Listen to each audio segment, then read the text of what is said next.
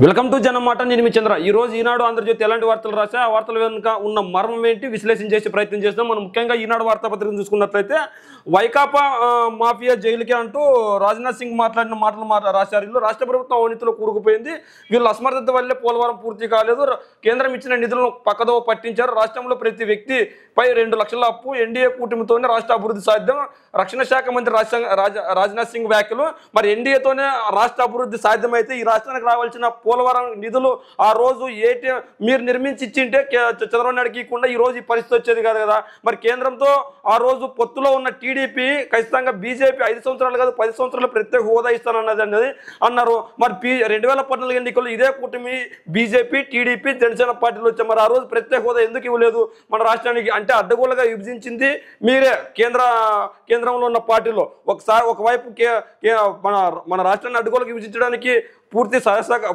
సన్నద్ధమైన కాంగ్రెస్ పార్టీకి పూర్తి సహాయ సహకారాలు అందించింది బీజేపీ పార్టీ మరి ఈ రోజు ఇవే పార్టీలు మూకుముడిగా వస్తున్నాయి మరి 2014 ఎన్నికల్లో ఇదే కూటమితో వచ్చి అధికారంలోకి వచ్చారు మన రాష్ట్రాన్ని ఎందుకు అభివృద్ధి చేయలేదు ఆ రోజు మన రాష్ట్రాన్ని ఎందుకు అధోగతి పాలైంది మనకి పోలవరానికి కేంద్రమే నిర్మించేయాలి మరి కేంద్రం ఎందుకు నిర్మించలేదు ఆ రోజు చంద్రబాబు నాయుడు గారికి ఎందుకు ఇచ్చారు మరి ఇదే చంద్రబాబు నాయుడు గారు ఏటీఎం కరో అన్నారు మరి అదే ఏటీఎం కరో అన్న చంద్రబాబు గారితో మళ్ళీ మీరు పొత్తు పెట్టుకున్నారు ఏ ముఖం పెట్టుకొని పొత్తు పెట్టుకున్నారు మళ్ళీ ఏ ముఖం పెట్టుకుని ఓట్లు అడుగుతున్నారు అంటే రాజ్నాథ్ సింగ్ గారు గతం మర్చిపోయారు అనుకుంటున్నారా ప్రజలు ఖచ్చితంగా గుర్తుంచుకున్నారు ఖచ్చితంగా మీరు 2014-2019 నుంచి ఎందుకు పొత్తు పెట్టుకున్నారు 2019 ఎందుకు పొత్తులో నుంచి బయటకు వచ్చారు మళ్ళీ 24లో ఎందుకు పొత్తు పెట్టుకుంటున్నారు మళ్ళీ మా రాష్ట్రానికి ఇవ్వాల్సిన ప్రత్యేక హోదా ఇచ్చారా ఇవ్వలేదు ఉక్కు పరిశ్రమను ప్రైవేటీకరణ చేస్తున్నారు అదేవిధంగా పోలవరం పూర్తి చేసి ఇవ్వాల్సిన బాధ్యత కేంద్రాన్ని మరి ఆ రోజు కేంద్రం పూర్తిగా పోలవరాన్ని పూర్తి చేసి ఎందుకు ఇవ్వలేదు ఈ రోజు బడ్జెట్ పెరిగింది మరి ఎందుకు మీరు బడ్జెట్ పెంచలేకపోతున్నారు పోనీ ఇప్పుడన్నా రాష్ట్ర ప్రభుత్వాలు సక్రమంగా పని చేయలేదు అనుకుందాం మరి మీరు టేకప్ చేసుకుని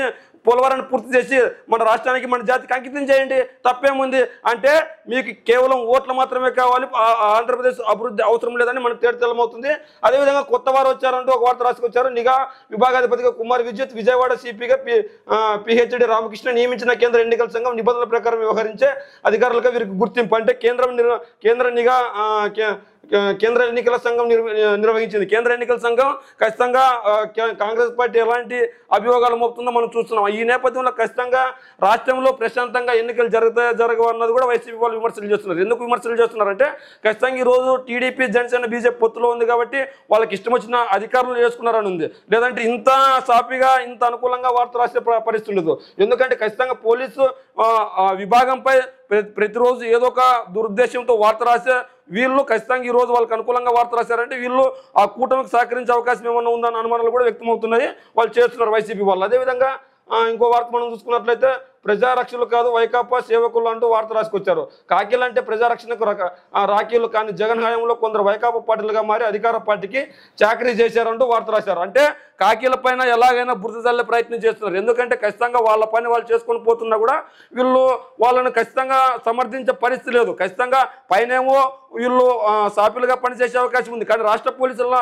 ఏమో వీళ్ళు దురుద్దేశంతో వార్తలు రాస్తున్నారు అంటే వాళ్ళు ఒక ఎగ్జామ్ రాసి సివిల్స్ ఒక ఎగ్జామ్ రాసి ఆ ఎగ్జామ్ క్వాలిఫైర్ వచ్చింటారు అట్లాంటి వాళ్ళు కూడా వీళ్ళు దురుద్దేశంతో మాట్లాడుతున్నారు ఎందుకంటే ఖచ్చితంగా వైకాపా మళ్ళీ అధికారంలోకి వస్తుందని వీటికి తెలియముంది అందులో భాగంగా ఇలాంటి వార్తలు రాస్తున్నారు వైఎస్ని తిట్టిన బొత్స జగన్కి తండ్రి సమానులంట అంటూ ఈవిడ వెటకారంగా మాట్లాడింది హత్య రాజకీయాలను ప్రోత్సహించడం సీఎంకే సాధ్యం ఉద్యోగులను ఎందుకు భర్తీ చేయరు ఉద్యోగాలను ఎందుకు భర్తీ చేయరు రాష్ట్రానికి కంటైనర్లతో వేల కిలోల డ్రగ్స్ వస్తున్నాయి పిసిసి అధ్యక్షురాలు సిరిమల మండిపాటు వైఎస్ని తిట్టిన బొత్స జగన్ తండ్రికే సమానులంట అదే వైఎస్ ఫ్యామిలీపై అక్రమంగా కేసులు పెట్టిన కాంగ్రెస్ పార్టీలు ఎలా చేరావు అదే కాంగ్రెస్ పార్టీని ఒత్తాసేలా పలికావు మన రాష్ట్రాన్ని అడ్డుగోలుగా చీల్చిన కాంగ్రెస్ పార్టీకి ఎందుకు ఒత్తాస పలికావు మన రాష్ట్రానికి రావాల్సిన ప్రత్యేక హోదా ఎందుకు హక్కుగా ఇవ్వలేదని మరి ఆ కాంగ్రెస్ పార్టీతో ఈరోజు వయసులో పెద్దవారు తండ్రి సమానులను తప్పు లేదు కానీ మీరు మీ తండ్రి పైన మన రాష్ట్రాన్ని అడ్డుగోలుగా చీల్చిన కాంగ్రెస్ పార్టీలో చేరి మీరు నిశ్చకుగా రాజకీయాలు చేస్తున్నారు ఎలాగైనా రాజకీయంగా అడ్డు పెట్టుకొని జగన్మోహన్ రెడ్డి గారిని బ్లాక్మెయిల్ చేసే ప్రయత్నం చేశారు కానీ జగన్మోహన్ రెడ్డి గారు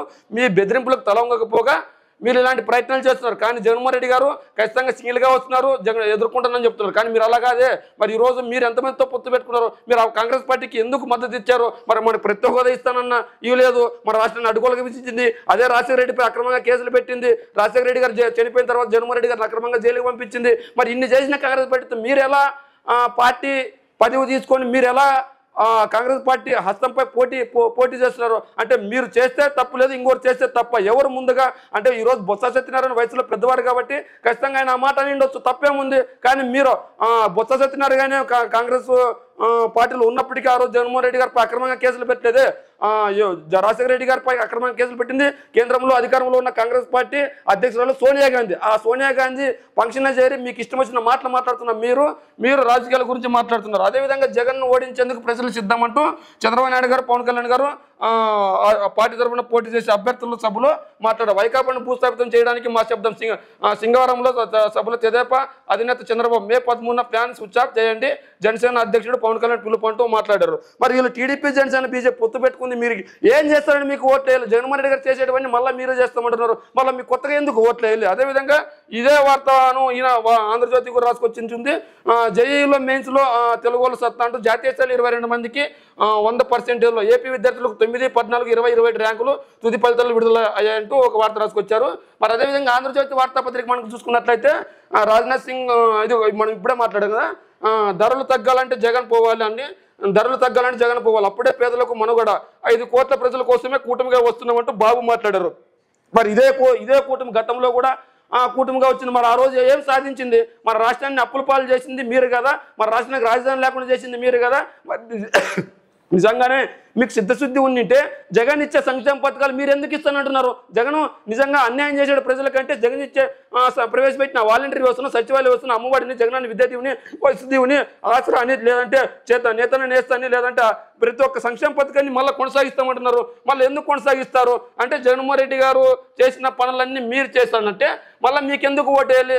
జగన్ అరెస్ట్ ఖాయం, ఇది మోదీ గ్యారంటీ, వంచిక ప్రభుత్వాన్ని గద్దె దించుతా రాష్ట్ర భవిష్యత్తు కోసమే మా పోరాటం అంటూ పవన్ కళ్యాణ్ మాట్లాడు. జగన్ అరెస్ట్ ఖాయం, ఎందుకు అరెస్ట్ అవుతాడు? మరి ఖచ్చితంగా జగన్మోహన్ రెడ్డి గారు తప్పు చేసింటే సిబిఐ ఈడీ ఎంక్వైరీలో నిజానిజాలు తెలుసుకొని ఇప్పటికి సాక్ష్యాధారాలు సబ్మిషన్ చేయాలి కదా, ఎందుకు సబ్మిషన్ చేయలేకపోయారు? దాదాపు 12 సంవత్సరాలు జగన్మోహన్ రెడ్డి గారు బయటే ఉన్నారు. మరి 12 సంవత్సరాలకు ఎందుకు జగన్మోహన్ రెడ్డి గారు పై కేసుల్లో ఆధారాలు సేకరించలేకపోయారు? మరి ఇంకెప్పుడు సేకరిస్తారు? అంటే మీకుతో బీజేపీతో పొత్తు పెట్టుకుంటూ పొత్తు పెట్టుకోకపోతే ఇంకోలా ప్రవర్తిస్తారన్న దానికి నిదర్శనం. అదేవిధంగా ఉత్తరాంధ్ర గేట్వే భోగాపురం జగన్ నాడు ఎయిర్పోర్ట్ను వ్యతిరేకించాడు, భూముల ధరలు పతనం చేశాడు. ఆ వెంటనే ఆయన అనుచరులు తక్కువకు 100 ఎకరాలు కొన్నారు, గద్దెనెక్కగా ప్రభుత్వ భూములు దోచాడు. మేము వచ్చాక ఏడాది కల్లా విమానాశ్రయం నిర్మాణం పూర్తి. అయోధ్యలో రామాలయం నిర్మిస్తే రామతీర్థంలో రాముడి తల తీసేశారు. 160 దేవాలయాలపై దాడులు, భక్తుల మనోభావాలపై దెబ్బ కొట్టారు. నేను పోరాడితే కేసు పెట్టారు. ఆ అర్చకులను కూడా వదలడం లేదు. తండ్రి బాబాయ్ మరణాలపై శివరాజకీయాలు టీడీపీ అధినేత నిప్పులు చెరిగిందంటూ ఒక వార్త రాసుకొచ్చారు. నిజంగా జగన్మోహన్ రెడ్డి గారు ఏం చేశాడో ఏం చేయలేదో చెప్పండి. అది చెప్పకుండా వాళ్ళు అలా చేశారు ఇలా చేశారని బూటకపు మాటలు, బూటకపు హామీలతో ప్రజలను మభ్యపెట్టలేరు ఎక్కువ కాలం. గతంలో చూశారు 2014లో 2014లో రైతు భరోసా అన్నారు, 2014లో రైతు రుణమాఫీ అన్నారు, ఎందుకు చేయలేదు? 2014లో ఇంటికి ఉద్యోగం అన్నారు, ఎందుకు లేదు? ఉద్యోగం లేకపోతే ప్రతి ఇంటికి నిరుద్యోగ భృతి ఇస్తున్నారు, ఎందుకు లేకపోయారు?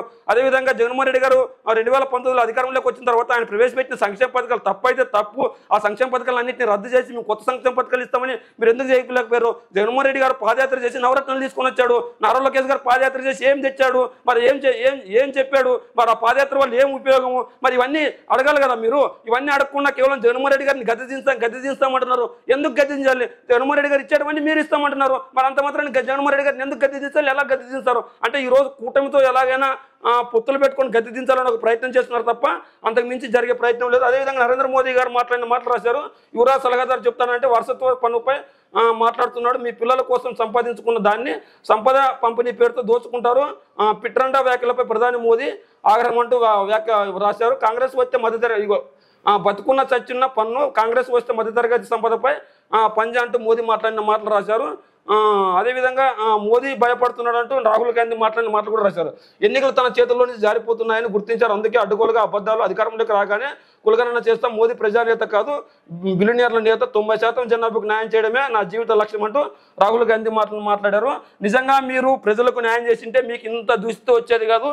70 సంవత్సరాలు పరిపాలించే కాంగ్రెస్ పార్టీకి దుస్థితి వచ్చిందంటే మీరు చేసిన పాప పనులు. ఎందుకంటే మన దేశాన్ని, మన రాష్ట్రాన్ని అన్యాయంగా అన్యాయం చేశారు, లేకుంటే మీకు కాంగ్రెస్ పార్టీకి గతి పడడం ఏంటి, ఈరోజు చావరేవో పరిస్థితుల్లో ఉండడం ఏంటి, కాంగ్రెస్ పార్టీ గెలిస్తే చాలరా నాయన అనుకోవడం ఏంటి? అంటే కాంగ్రెస్ పార్టీ కొందరికే పెద్దపీట వేసి అందరికీ అన్యాయం చేసింది కాబట్టి ఈ పరిస్థితి వచ్చిందని బీజేపీ వాళ్ళు చెప్తున్నారు. అదేవిధంగా కాంగ్రెస్ పార్టీలో చాలామంది నాయకులు బయటకు వచ్చేశారు. ఓ ఎగ్జాంపుల్ జగన్మోహన్ రెడ్డి గారు వచ్చేసారు, తర్వాత మమతా బెనర్జీ గారు వచ్చారు, ఇలా చెప్పుకుంటూ పోతే చాలామంది బయటకు వచ్చారు. ఇలాంటి నాయకులందరినీ మీకు మీకంటే బలంగా ఎక్కడ పుంజుకుంటారన్న భయంతో వాళ్ళు బయటకు వచ్చేసారు. కానీ బయటకు వచ్చిన తర్వాత వాళ్ళ సొంత పార్టీలు పెట్టుకుని అధికారంలోకి వచ్చారు. ఆ తప్పులు మీరు తెలుసుకోలేకపోయారు కాబట్టి ఈ రోజు కాంగ్రెస్ పార్టీకి ఆ దుస్థితి ఏర్పడింది.